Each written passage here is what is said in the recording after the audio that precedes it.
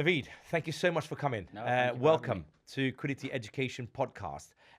Navid here is from Healy's. He's one of our top three lawyers that we use. And actually, relationship-wise, it's probably about a year old, not that long. Yeah, no, I was thinking. I think we're probably just over a year now. Just over a Yeah, year, right? yeah, And this come about because we were, when we came to see you, we were growing and we needed new people, good people, and very quickly you've come to the top of our list of how much business we are now sending you. Yeah. Because guess what?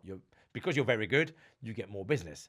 So thank you so much for taking the time today to come and speak to us about law, Yeah. title splitting, and more importantly, what is it that you do for us that makes our life a lot easier? Ultimately, the reason why we use the team that we use is because it makes our life easier because you know how to get things right Yeah. the first time. Yeah. So, in terms of getting straight into it, so in terms of title split, so what is title split from a lawyer's perspective? What are we doing? Yeah. So ultimately, title split. You're looking at owning a freehold, and then you want to, you've got multiple units within this freehold. Yeah. And rather than having it on one title, Yeah. you're splitting it so that you're holding the individual flats Yes. on separate leasehold titles. So Okay. each flat will have its own title Yeah. at land registry. So it's a disaggregation thing that I Yeah, say, right? ultimately, yeah. And I say in a very silly way, I say, look, it's like going to Costco and buying toilet tissues in bulk, Yeah. coming to your little corner shop and then splitting them Yeah. and then selling them on a unit Exactly. basis. Yeah. Okay, so the bit that you are doing here on a kind of like legality perspective, what is that? So we're doing the actual creations of the titles. Okay, So obviously there's multiple ways of doing it, but what we normally see and what we do with you Yeah. and obviously the mentees is that we're creating new leases. yeah, So within that freehold, you've got 6 units. Yeah. We'll create a lease for each unit, okay, and then that will get registered at land registry, and then you'll have 6 individual leasehold titles. and thus the disaggregation. Exactly. What happens to the freehold then? So the freehold will stay in the entity that bought it Okay. originally. Yeah, Ultimately, whoever owns that freehold will be the landlord yes, of the leases. of the leases, yeah. Yeah, correct. Perfect. So typically, what we do for people who are listening here is we will have one Quiddity freehold, freehold holding company Correct. where all the freehold will go to, Yeah. and then we'll have a main company that will then hold all the leases. Leases. That's the one that goes on and takes all the mortgages. Correct. Perfect. Okay, so that's fairly a quick snapshot of what the legalities look like and what is that you do in terms of leases. When it comes to creating a lease, then what are the key components of a lease that you ask your clients to then give to you for these buildings? So the main thing that we want to know is the main components are obviously lease terms. Yeah. Which So 999 years. Yeah, Yeah. which is mostly what we'll see. Yeah. The premiums is obviously very important. Yes. And that will come from valuations. So here's a question Yeah. that everybody asks. So mentees will say at some point when they come to this stage and they will say, oh, well, Navid is asking me what's the premium I'm putting on? Yeah. So is this you that says what the premium is? Is this who tells them or who tells us what the premium is? Ultimately, the premium is what the value of that flat is. Okay. Solicitors obviously can't give that information. course. So you'd get it from, most of the times we'll see it from, if you've got your offer Yeah. in place, Yeah. it'll be on the offer. So it's the valuers who have gone in, valued the property. Yeah. This is what we've got the value out of this flat at. Okay. So that's what we put down as the You premium. put down. So here's an example of where typically, obviously, the surveyors will go out and actually see the 6 flats in this Correct. example, and they will say flat 1, it's a 2-bedroom flat, and we think it's worth right now 120 grand. Yeah. But once we split it, it might be worth 170,000 pounds. Yeah. So which bit of it? And again, I'm cautious to ask you this because this is a lender question more than Correct. anything else. Yeah. But I want to kind of share with listeners to say that it's not the 170 future value; it's No. more the 120 current value is Correct. what the lenders and the want you to put down. Correct, because at the time you're creating the leases, it's what's the value at this At that moment in time. time. Yes. That's what you're putting down as a premium. Yes, because a lot of people, as you can see in our business, people want it to be the 170 because the lending can be done Exactly. on the 170. Yeah. But unfortunately, and rightly so, Yeah. currently on the day that they visit, it's worth 120,000. So And that's the what we're premium gonna that you put down. Correct. Fine. So you got premium, you got number of years in the lease. Yeah. What about ground rent? So ground rent, obviously, this is an important one because recently there was a change in the law where long leases, ground rent has to be a peppercorn. Yes. So What is a peppercorn? Peppercorn is peppercorn is. It's ultimately an old phrase where they'd say that you. We know lawyers love a good old phrase, right? Yeah, we do have the old phrases. Yeah. But it's ultimately it's zero. The ground rent would be zero per annum. Okay. So there'd be no ground rent that's payable. So am I right in saying the peppercorn was back in 1800? It was literally a peppercorn. Literally a peppercorn, yeah. Right. So your landlord would knock on the door and be like, "We're collecting the rent," and you give them one peppercorn. Wow. Yeah. I don't think I would be expecting peppercorn from my leases now. Yeah, but so from 2023, if I remember right, the government got rid of ground rents. Correct. So now it's only peppercorn rent. So when you come to creating leases, you're not even asking us anymore. You just put peppercorn rent. We just put it in the leases. Fine. Why was that removed? Why was ground rent removed? I mean, ultimately, you're paying a premium. Correct. So you're paying a let's say a double. You're almost doubling your cost. Ultimately, it's a little bit unfair on the leaseholders where you're paying a premium up front. Yes. For a long now you've got this lease for 999 years, let's say. Yes. So ultimately, in those years, it's not really going to go back to the freeholder. To the freeholder. Exactly. Yeah. So you're now not only have they got this lump sum up front, but you're now paying a yearly fee, which usually used to be there'd be rent review provisions in there, so you'd have the rent might double every 5 years, every 10 years. Yeah. And imagine you have a 999-year lease, that's double. The rent is doubling every 10 years, let's just say. Yeah. After a little while, that's going to become quite a high amount. Unaffordable, and a lot of the lenders don't take them on anymore because they've had to undo them. I think the issue was with lenders coming in, and having a problem with that. Yes. Okay. Marriage value, Navid. What is marriage value, and how is it? How does it calculated, and when do you pay it? Yeah. So marriage value is the value. So when you have a lease and it depends on the amount of years remaining on the lease. Okay. So if let's just say you had a lease of 100, so you see this a lot with leases that have already been created. So yes, the older leases. Yeah. They may have been created for the lease term was 125 years. Yeah. Let's just say you've gone about 40, 50 years into that now. Yes. So obviously the lease term's coming closer to the end. Yeah. And the marriage value is so the value of what's remaining. Okay. Let's just say. So in your example, we bought, it was 125 years. It's now down to about 79 years. So you look is there a cutoff point for the marriage value? So what you look at, and again, this comes from, I think, lenders. Yes. Is they have criteria of there has to be a minimum term of years and again, left. It varies. Yes. You'll get some that say it has to be 80 years. Yes. Some who say 75 years, some who say 60 years. Yes. So you get to a certain point and you have to basically get your marriage value in before that time. Gotcha. The way it's done, calculated, again, similar to how you'd calculate your value on a premium is you'd get someone who's experienced in that. So maybe a surveyor. Okay. To go in, you look at the market value, but obviously then there's a calculation that they have. Again, it's not something that we would get involved in, so I don't know the exact calculation. Yes. They would work out what the calculation of that is.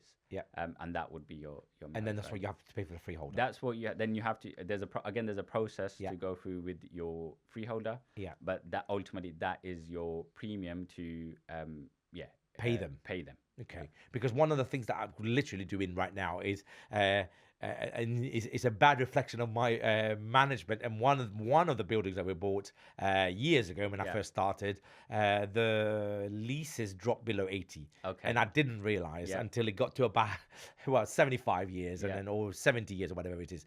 And I thought, you know what, this whole leasehold reform happening, maybe if I hang on long enough, I'm not going to have to pay this marriage value because the marriage value right now, and I've just had it re-triggered again, and I'm due to pay £28,000, right, to get it back to 125 years. Now the challenge was I thought maybe should I play the years game on that leasehold reform. I may not have to do it. It's been 5 years. This leasehold reform is still going.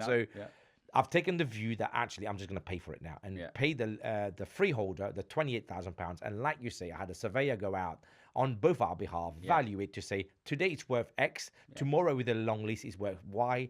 That extra is what we're asking you to pay. And that's quite punitive. And I hope at some point we get to a point where ground rent's taken out, and I think this marriage value thing with 999 years lease new is going to be taken out. I mean, I think with the 999 year leases, it gets rid of it. It gets rid of it. Yes, basically anyway. Yes, I think. Like I said, it's more on the and you had the same issues. An older one that you purchased, the lease is already there. Correct. They're rolling for 125 years. Correct. And a lot of people don't realize that you have this, when it gets to the 80 years, you've got this problem. And lots of people, exactly. I mean, I bought it maybe at from 125. I bought it with 100 years. Yeah. And then 20 years later, it's kind of down to lower, and less lenders want to lend you on it. Yeah. Okay, so what's your top 10 must-have that you expect every client to be ready before they start? Maybe not top 10, but your top things that people need to be ready to come to you with when they're title splitting a block of flats. So you bought them. Yeah. Now we're going to title split. So what do you expect clients to have? So the main things is the information that we talked about in terms of leases. We'd obviously like to have that because that helps us draft the leases. You want your lease plans, because I've come across this a few times where we've drafted leases. We're like, can we get the lease plans? Oh, lease plans? Don't. Can you not do that? Like, well, no. We can put you in touch with someone who can get, but ideally we'd like those to already be ready. So we've got those. Yeah. If works have been done at the property that required planning permission, we obviously want the planning permissions, the building regs, sign-offs. And another thing is, obviously, a lot of the times it comes to us, they're already tenanted. Yeah. So we want the tenancy documents. And the main thing with the tenancy, obviously, everyone has the tenancies, but it's the compliance stuff that comes with it. Yeah. So you got to have up-to-date gas safety certificates, Yeah. up-to-date electrical installation reports. The EPCs have to be obviously in date and certain rating. Yeah. And obviously how to rent guides have been sent out, etc. Yes. Because obviously every lender will want to make sure that this has been done properly. And I think this last bit you've just talked about has become the biggest problem now in terms of legally compliant tenancies in place for buildings that we're buying. Because we're buying buildings with 8, 10, 15 tenants in it. Exactly. The variability of that risk is higher. Yeah. So bearing in mind, and this is intended not as an offensive thing, but lawyers don't like taking risk. Yeah. So generally speaking, you would tell me and mentees, look, there's a big risk here. Yeah. You need to be aware of. And I think that's the most important bit of your kind of service that we get. And then it's down to us to make sure that we take the risk or not. Yeah. So bearing in mind that the list that you've kind of talked about, the legally compliance, the EPC, the gas, the planning permission, there's a lot of stuff here. Yeah. So this is why it's so important to have experienced lawyers. Not every lawyer can do what you do. Yeah. Is that fair? Yeah.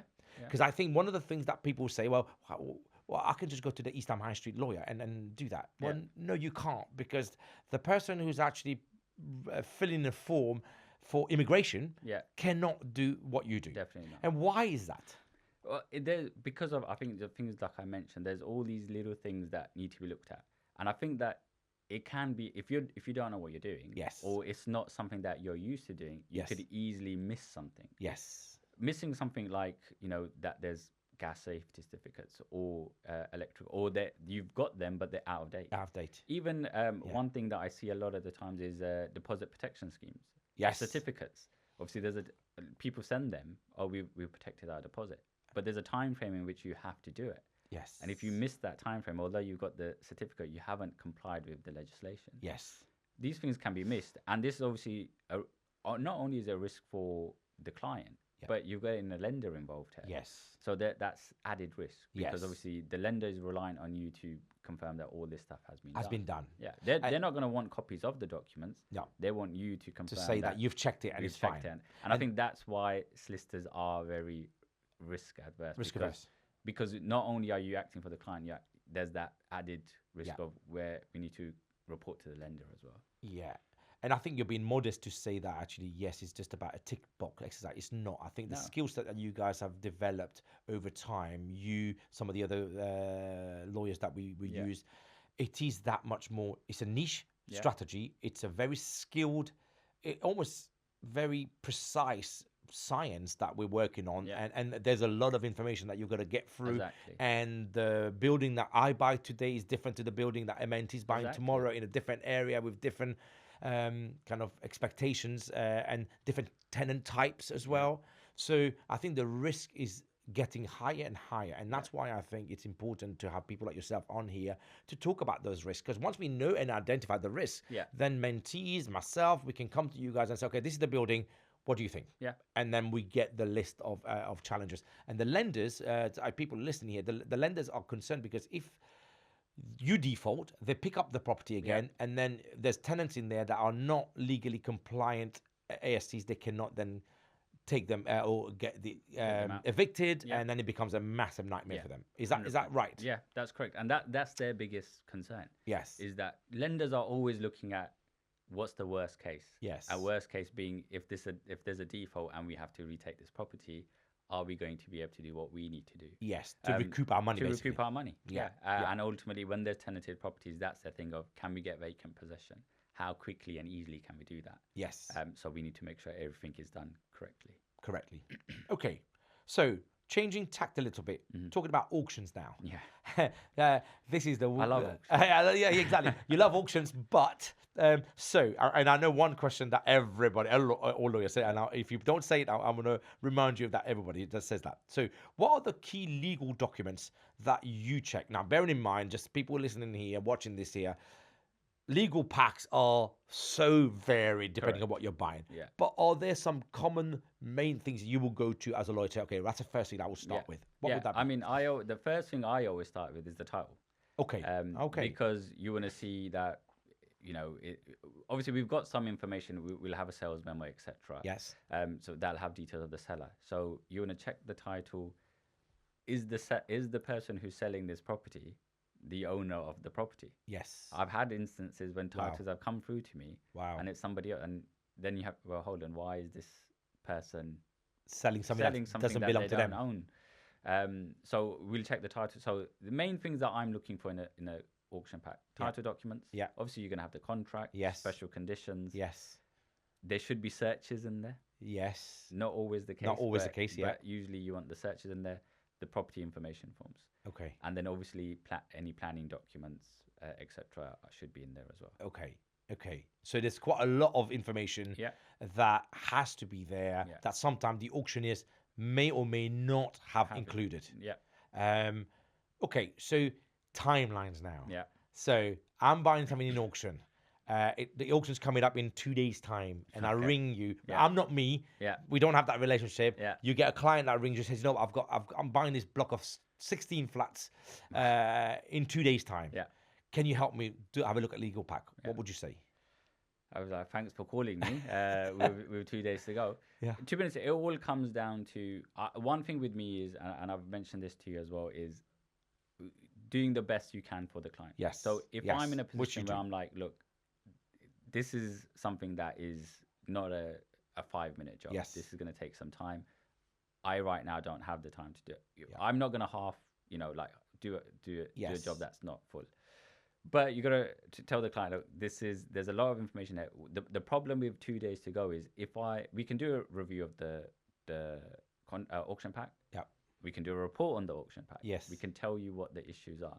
But the problem you're going to have now is there's only 2 days to go. You're not really having a lot of time to assess it, and then potentially rectify any of these. Because I think an issue with auction packs, what a lot of people don't sometimes realize is that once you've purchased it at auction, ultimately you've exchanged contract. You got to complete. Otherwise, you're going to lose your deposit. Otherwise, you're going to lose your deposit. And so really, you want to do that review in advance. I know 2 days is in advance, but probably a little bit more than that. Especially complicated. Especially especially when you're looking at doing a title split. You want to make sure that that's something that you're going to. So in a kind way, you would say, thank you, but no thank you. I mean, ultimately, again, if we can, we've got a team at Healy. Obviously, it's not just myself, but I'll talk to the team. Look, can we get this done? But we always look at, we can get it done, but it's not going to be a great job. No, we're not going to do it. And I think people, we will respect that more to say, look, 2 days to go, it's crazy. And I will always say to my mentees that will come to me and say, it's an auction thing. I need a lawyer to have a review. I said, I've got loads, but I'll tell you what, if you've got 2 days, I'm not even going to tell them about it because they're going to tell you to go away because they're not going to put their reputation on the line and get things wrong. Yeah. Okay. So, your top hicks when clients come to you. What would be a top 3 or top 5? What really great? Not great, but it's a bit annoying. Yeah. Well, one of the things is I think some clients come to us thinking that this is this is something that should happen very quickly. Just like that. Yeah. Especially when it's an exit. Yes. So we already own we already own the freehold. So like we just sign a couple of documents and we're done, right? Yeah. And it's like, well, no, there's still a lot of work to be done here. Yeah. So is that naivety or is that? I think it's normally the ones who are new to this. Yes. That's what they think that is. You know the ones who are experienced, like for example, when you come to me and you know like, all right, well, Navid's got to do some work here. Yes. I'll let him get on with it. Yes. And he'll come back to me. But I think sometimes there's an unrealistic expectation that this is a very easy thing to be done. Yes. Because we already own the freehold, and ultimately the leases are going to a group company. So it's all in house. We can get it done, and it's like, the way we have to look at it is this is still a separate legal entity. You're still transferring the title. We still got to do the normal process. Yes. So I'd say that's my biggest thing is the unrealistic expectations. It's managing their expectation of it. And then too, again, just going back to things that we'd like clients to have. You have clients who you don't have most of it or none of it. Yes. And then it's sort of, all right, well, we're now chasing you. I need all these things. They're taking their time to get it across to us. And I think that must be, I mean, I'm the other way. I'm like, I've already got everything ready. I'm I'm pushing you to get things done. But I think that's also when people are getting into a strategy like title split. There's so much stuff they don't know until they get to this point. Say, hang on a minute, like the floor plan. Floor plan's a very big one where, again, like lawyers, like brokers, over the last 15 years, I've kissed many folks to get to people who that we've paid cheap, and then we get to the land registry point and said, no, hang on, that's not to the spec. Right, go back and fix it again.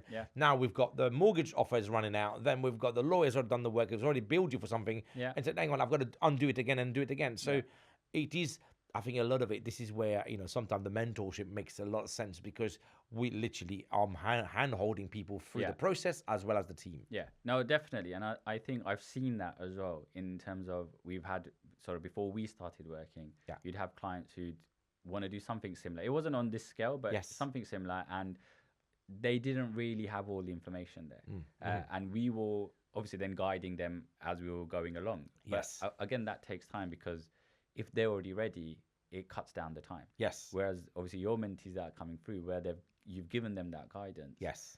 They come sort of, even if it's their first transaction. Yes. They've got an idea of what needs to be done, and they come somewhat prepared for it. Yeah, because also as a lawyer, the lawyering bit of the strategy. Exactly. But there's the finance bit. Yeah. There's floor plan bit. There is the development bit. Yeah. There's so many of those things that has to come together for it to be ready. Yeah. And I think that's the bit where I think the mentorship and certainly at least being aware of the process helps the whole process. Okay, so there's two major changes are happening, and I'm going to ask you the light version of it. Yeah. So one is renters reform, and two is leasehold reform. Yeah. So let's talk the first one first, renters reform. In a nutshell, and again, I know in the company there are specific lawyers who specialize in renters reform. Can you share with us what are the kind of the key things that we need to be aware of? And I know I'm going to get your colleagues to come in and share more information later on. Yeah. What would you say about the kind of the top things that people need to be aware of what's going to happen about renters reform as a landlord?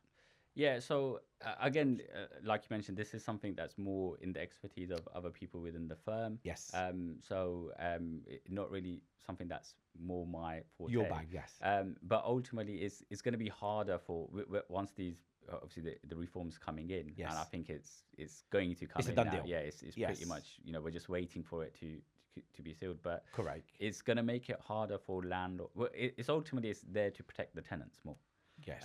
So it's going to become harder as a landlord to get get rid of, but get possession of the property. Yes. And one of the reasons why is because they're saying so right now we've got the assured short-haul tenancy. Correct. A tenancy agreement ends at 6 months, 12 months, whatever the timelines is. Yeah. That's going to get scrapped, right? Correct. And then and I've read and please correct me if I'm wrong, I've read that now when the law changes, anything that's already on an assured hold tenancy automatically becomes a periodic tenancy. Correct. Yeah. Which means what as a periodic tenancy? So basically, your tenant, there's no end date there. It's running. Okay. It's running periodically. Yes. So the what you mentioned about, there was an end date and you could get. It's what they used to call a no fault eviction. So it's not the fault of the tenant. They haven't done anything. Yes. They're perfectly good tenant. Yes. But obviously, at the end of the lease, you can terminate this lease. Yes. Now, obviously, where that changes, you don't have that option anymore. So there has to be a reason why. Yeah. And there'll be specific reasons. And I understand there's 4 reasons that you can really get your property back. So, but before I give you the 4 reasons, I find it really quite irritating when somebody says, "Oh, no fault eviction." Actually, a landlord or somebody who's renting a property is a business, right? So they're not going to kick out a customer, a good customer, paying customer, for no reason. There's always a reason. Exactly. What happened is, for people who are not aware, there are 2 real sections in the provision. Section 21 and Section 8. Section 8 is where people are not paying. Yeah. But that's a lot harder. Yeah. So by default, people use Section 21 as a mechanism to get bad tenants out. Yeah. And over time, that's why they've started to say, "Oh, it's a no fault eviction." It's not. No, there's always a fault somewhere there, right? I'm not saying the landlords are always the perfect one, but I think we have kind of gone overboard to protect tenants' rights in contrast to landlords. Yeah. So, in terms of when it becomes a periodic tenancy, in my understanding now, there are going to be only four reasons that we can get this property back. One, you want to sell it. Yeah. And there are some major caveats that you can't just say, "I'm going to put it on for sale." You need to leave. Yeah. There's some major caveats of how long you can have to leave that empty before you can re-rent it again if you don't sell it. So you want to sell it, you want to move it into yourself, or your family wants to move into it. As a second one, there's a problem with the tenant, so that's like an ASBO type, what they called. The tenants are disrupting antisocial behavior. Thank you. That's the word I was looking for. But that's going to be unbelievably hard to prove. Of course. How are you going to prove? You're going to put cameras there to check what they're doing? That's almost a no-go. Yeah. And the fourth one is basically when they're not paying. And the not paying bit is, I guess, what's going to become the bigger section to use. Yeah. Our concern, and I don't know what your thoughts are on this, our concern is the courts are so clogged already. Yeah. It's taken me 4 months to get from non-paying tenants to now eviction bailiffs. We're talking about 5 months. Yeah. My fear is you take out Section 21. Yeah. That's just going to get in because we can't make any more judges. Right? No. There's not enough judges. Yeah. They were talking about a court for properties. That's not happened either. No. What are your thoughts on those? Yeah, no, I agree with you. I think that ultimately it's just going to take so much longer now for anything to get through the courts. Like you mentioned, they're already backed up as it is. Yes. And then now you're going to get to a point where the only way to evict a tenant is going through that process. Imagine how long it's going to take for you to actually get possession of the property. And you see why lots of people are now thinking, "God, no, I'm not going to go into this anymore." Yeah. We've seen a lot of people who are just starting to get into it who have now had a second thought. Really? You've got obviously portfolio landlords who've been doing it for a while. They've got a large portfolio. They're going to stick to it. Most of the time they've got tenants that are really good. They're happy with them. They're like, well, we're not really going to look to change them. Yes. But ones coming in, they're looking at all these reforms and they're like, well, actually, why would I do this? It's just going to make it harder for me to actually do anything. Yes.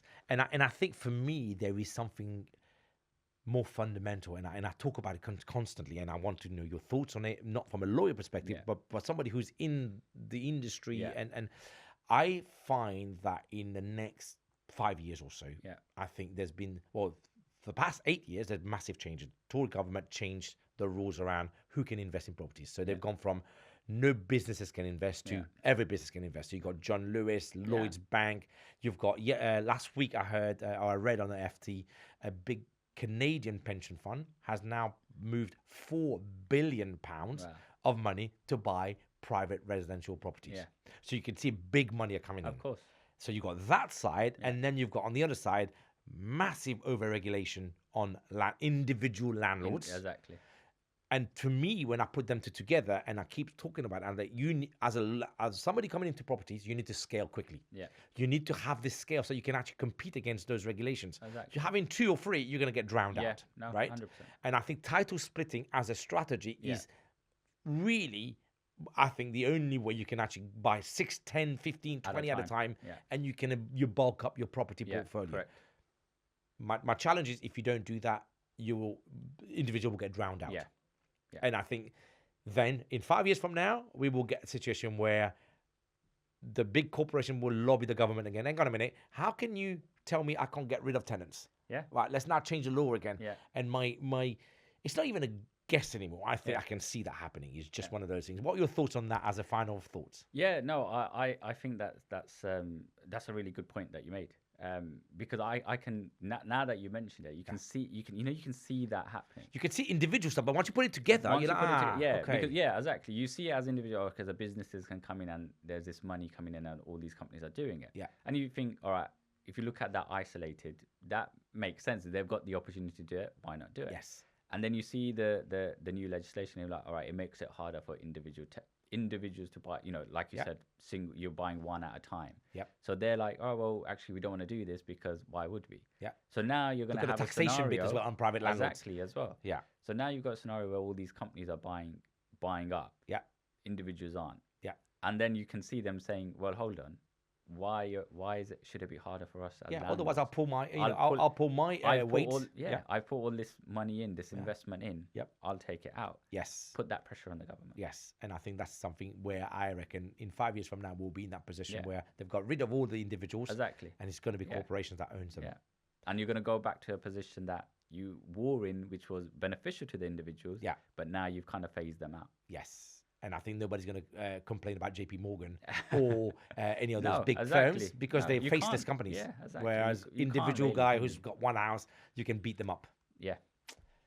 On that note, Navid, thank you so much for for coming out and actually speaking to us about title split, legals, challenges, and also, more importantly, hopefully, as we go forward over the next years or so, we can work more things together. Like on the 19th of November, we've got this event that we're hosting, and hopefully you and your colleague will attend. Yeah. And it's about bringing the information that you've got, a bit like we were talking about the silos, bringing it together in one place. We can then share that with people who then improves their decision making, and then eventually we come back to you to help us execute. I think it's a really good event as well. And like you said, it has all the different components there. Yes. All together.